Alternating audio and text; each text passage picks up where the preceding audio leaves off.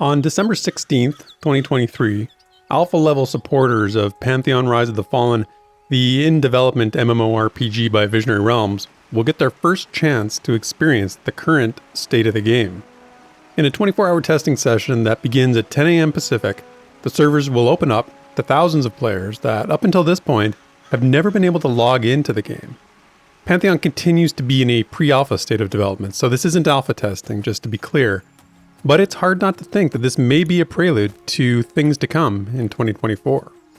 If you're an alpha tester that's been waiting patiently, it's an exciting time. Here at Pantheon Plus, many of us have been in pre-alpha testing for quite a while. In that time, we've learned a few things about how to have the best possible experience in these 24-hour testing sessions. So, let's dive into this top 10 list of tips for Alpha Pledge supporters. Coming in at number 10 is what seems like an obvious tip, but you'd actually be surprised at how easy it is to forget just to sprint. The way it works is you can always be sprinting, as long as you have the endurance for it. Just hold down that shift key.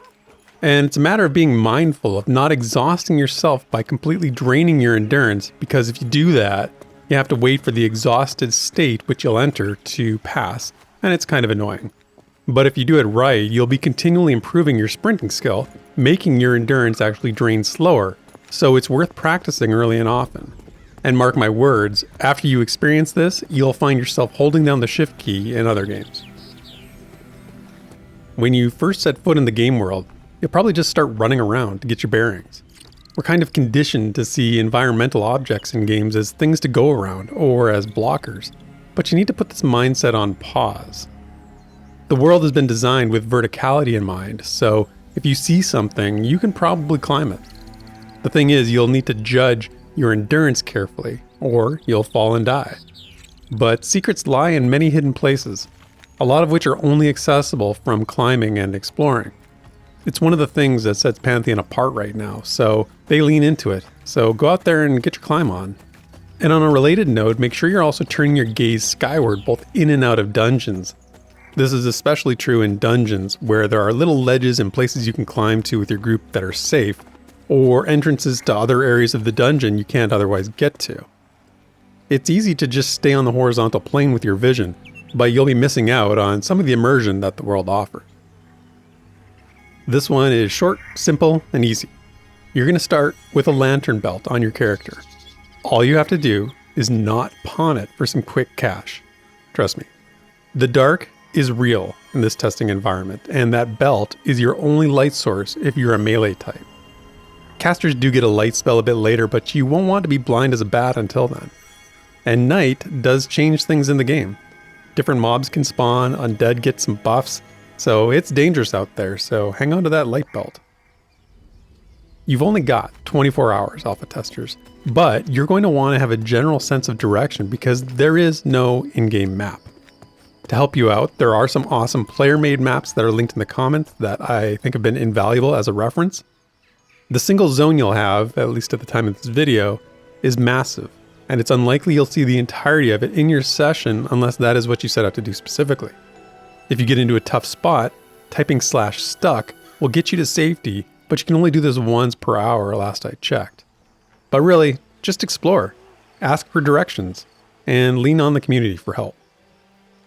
Now I admit this is a questionable inclusion here, and don't ask me why this is the key combo right now, I don't know. But you have to alt-right click to sell your items from your inventory. It's weird. But unless you plan to play around with crafting, just sell everything you find outside of gear. You can get quite a few silver fairly quickly with a good group just collecting pelts and skins and other various things that mobs drop.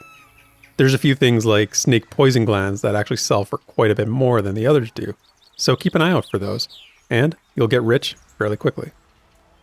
When you're not looting poison glands and bat blood, you're going to want to get those humanoids in your sights as soon as possible. Specifically, thugs, Gadai bandits, and Altherian cultists are the real treasure chests out there. There's also skeletons, which you could say are former humanoids, and they are also excellent loot containers. You'll come across forest dwellers, which are these little goblin-type creatures roaming around near the starter areas, and they actually have a small chance to drop a really, really nice bag. So gear, weapons, even spells, these are the reason you want to be going after humanoids for sure. Now you can get going on the thugs around level 3 with a group, but the rest are going to need a few more levels. And beware, they're also tougher than non-humanoid mobs. But what wouldn't we do for loot, right? On a related note, don't assume you're going to just walk out into Avelia and start slaying with impunity. Yes, some classes can solo better, like the rogue, the warrior, the paladin, but even those ones need to be careful. Con everything. You might think a blue con fire beetle is the same as other mobs, but what you don't know is that fire beetles are social and they'll help each other out, which 99% of the time means you're screwed. And if you think an even con is what you're looking for, think again. Those white cons will definitely give you a run for your money. Levels matter a lot right now in the testing environment, and an even con and a yellow con are very, very different. The wizard and enchanter starting area is definitely the best for early leveling. So if that isn't your starting area, it's a good idea to head over there right away. It's a group-centric game. Even early levels are better with a group. Yes, you can do the first couple levels solo, but it gets grindy and honestly, it's just kind of boring.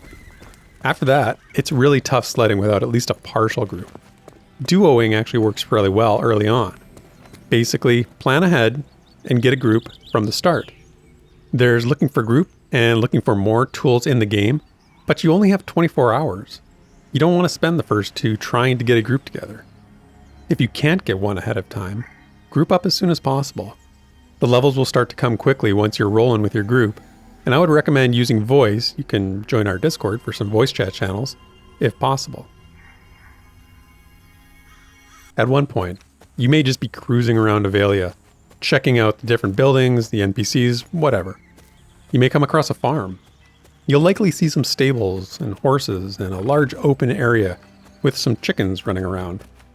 But then you see it. One chicken that's different from the rest. A tyrannical chicken. You'll think to yourself, this chicken's a problem. I bet I'll get a sweet reward for dealing with that problem. The tyranny of this chicken ends now. And you'll con it, and it seems like an even fight. You'll unleash your most damaging skill, and you'll die. Trust me. Walk away. No, run away the moment you see this menace. It's not worth it. The tyrannical chicken stands undefeated. It's claimed many lives. Don't be its next victim. It only gets stronger with every victory. And the final tip for alpha testers is to remember, it's testing. It's not the final product. It's not even close. And don't think pre-alpha testers have already done everything or found out every bug. Fresh eyes can be very helpful for VR. Report bugs, take copious amounts of notes, and give feedback. This is the purpose of these sessions. So have fun doing all the things I've suggested in this video, but keep in mind, you're an essential part of the development process. VR has a long way to go in Pantheon's development, and there are some real concerns about whether they'll ever produce a fully fleshed out MMORPG experience. But right now, this is how we can contribute to that. If you're a pre-alpha tester, what tips would you have for those logging in for the first time? Let me know in the comments. Or if you're an alpha tester, what's the one thing you're looking forward to trying out or seeing the most? And just a reminder, at the end of December, Visionary Realms is opening up the testing environment for all streaming that week. We'll be hitting this hard here at Pantheon Plus, so make sure you're subscribed here to catch all the streaming goodness that we can share. Until then, cheers, and thanks for watching.